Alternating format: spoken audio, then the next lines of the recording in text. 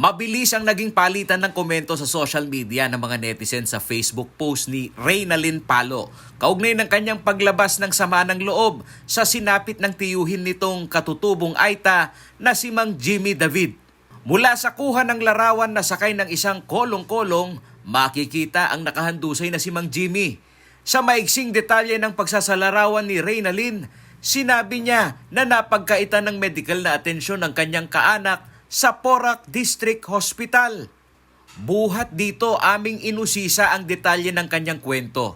Nagsadya ang CLTV News sa Barangay Sapangwak, ang komunidad ng mga indigenous people sa Porac o ng katutubong Aita sa upland area ng bayan. Andito ho ngayon ako sa masukal ho na kabundukan ng Sapangwak. Dito ho sa Porac, Pampanga. Kaugnay ho nitong isa sa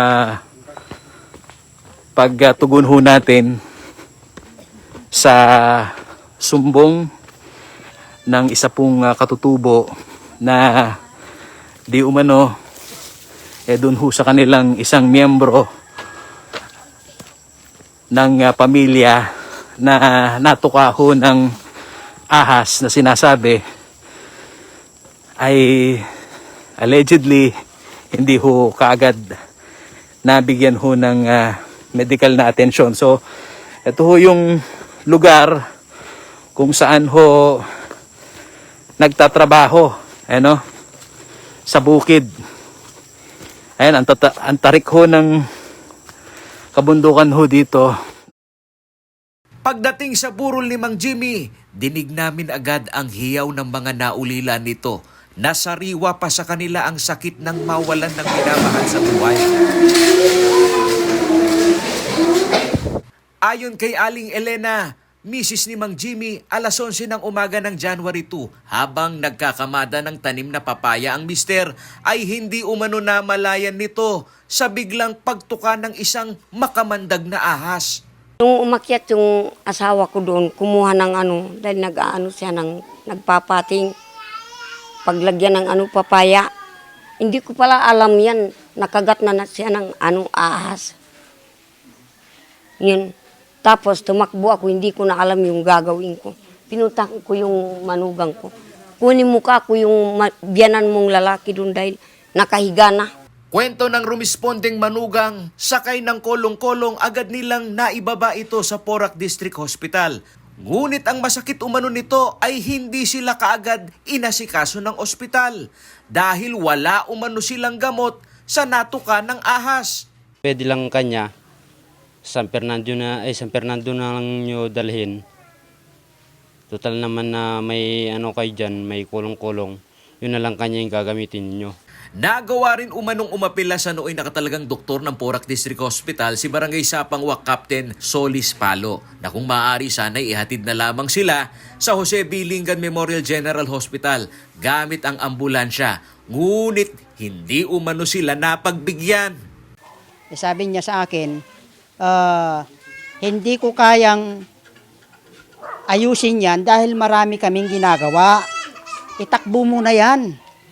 Sabi ko, pambihira naman po, Dok.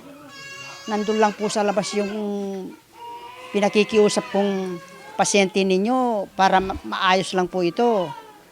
Gusto ninyo, itakbo namin ng kolong-kolong. Wala naman po lisensya yung magtatakbo dun. Paano po ngayon? Alas 4 na ng hapon nang maidala sa JBL ang nag-aagaw buhay na si Mang Jimmy. Dito ay agad naman umano siyang inasikaso. Aminado si Reynalyn Palo na hindi siya pamilyar sa mga medical procedure na isinagawa sa nag-aagaw buhay na si Mang Jimmy. Ngunit dahil bahagya itong kumalma ang pakiramdam, ay nagawa umanong makapagsalita nito at hiniling na iuwi na lamang ito sa kanilang bahay. So buti pinalabas kayo ng doktor? Pinalabas, siya po mismo yung nagsabi na kahit bantayan niyo ako dito, mawawala na rin ako. Sa pag-uwi sa tahanan ng pasyente, ilang sandali lamang umano ang tinagal nito at iyon ay sumakabilang buhay na. Ayon sa representante ng mga katutubo sa Barangay Sapangwak na si Edwin Abuque, masama ang kanilang loob sa pangyayari dahil naagapan sana umano ang buhay ni Mang Jimmy kung ang atensyong medikal ay kaagad na naipagkaloob. Apela nila sa pamunuan ng Porac District Hospital ay magkaroon sila ng patas na pagtingin sa mga katutubong nangangailangan ng atensyong medikal. Kitang-kita naman po namin. Pag halimbawa dinala po doon yung mga tauhan ko, hindi gaano pinapansin. At maliit po yung lugar na binigay po sa katutubo yung kwarto, maliit po yan. Doon po, pag may nanganak, doon dadalhin. Pag may sakit, doon din dadalhin. Kaya nga, ibig sabihin, sa parte po ng mga katutubo, doon nakikita dahil ang salitang katutubo ay maliit. Ang salitang katutubo ay walang pinag-aralan. Ang salitang katutubo ay walang kaalam-alam. Nagpaunlak ng panayam ang kumakatawan at may kapangyarihan sa mga district hospital sa Pampanga. Ayon kay OIC Pampanga Provincial Health Office Dr. Jose Antonio J. Rivera, may binuuna ng fact-finding investigation si Pampanga Governor Dennis Delta Pineda sa sumbong ng mga katutubo sa Sapangwak laban sa Porac District Hospital. Talk to the concerned parties, and I guarantee you, Paolo, no, the governor is not taking this lightly. We've been talking for the past few hours, ni Governor, and I'll be coming up with my decision and my recommendation, and then the governor will be I will be giving my report to the governor, and I'm very, very sure and confident that the governor will not take this lightly and will move as fast as we can. We just have to collate everything. We have video footages, we have CCTV footages, we have sworn statements, so we will now be moving also in a more deliberate and careful manner so that the governor can have all the resources available. After that, he will make his decision regarding. All right. Sa isang health facility na malapit sa mga kabundukan at hindi bihira ang kaso ng matuklaw ng makamandag na hayop, inusisa ng news team kung bakit walang kakayanan ng Porac District Hospital upang tumugon sa kaso ng katutubong nasawi. That's a touch and go subject, Paolo. No? Kasi as you very well know, ibang venom, ibang ahas. Yeah. Iba-iba yan. That is why I believe there was a time wherein binigyan natin lahat ng mga district hospitals ng ganyan.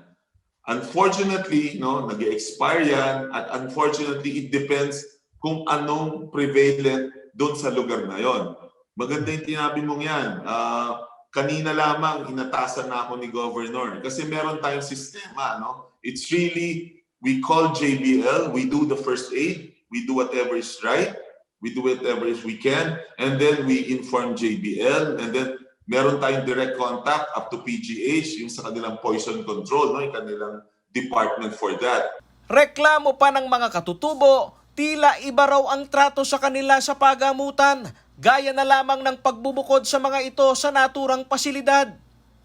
Isa ho sa obserbasyon ng IP is yung kung saan yung lugar nila na nanganganak, doon na rin yung lugar ng mga may sakit para sa IP. Ganun ba talaga pinorma yung Porac District Hospital? Okay, I have to take a look at that because as you very well know, I handle also Florida Blanca. Yeah. Meron rin po tayo doon ng IP center, no? Hindi po dapat ganon, no? Ang ating mga kapatid, we treat them equally sa atin. So walang special place para silang manganak. Kung saan nanganganak ang Kapampangan, ang taga-Bulacan, ang taga-Bataan, doon rin sila. Aminado ang Pampanga Provincial Health Office na may pagkukulang at diskriminasyon sa hanay ng katutubo. Tiniyak ni Dr. Rivera na magbubukas ito ng reforma sa mga healthcare system sa probinsya. Sinisikap namang kunin ng CLTV News ang pahayag ng pamunuan ng Porac District Hospital hanggang sa mga sandaling ito. Paolo G. Santos, CLTV News.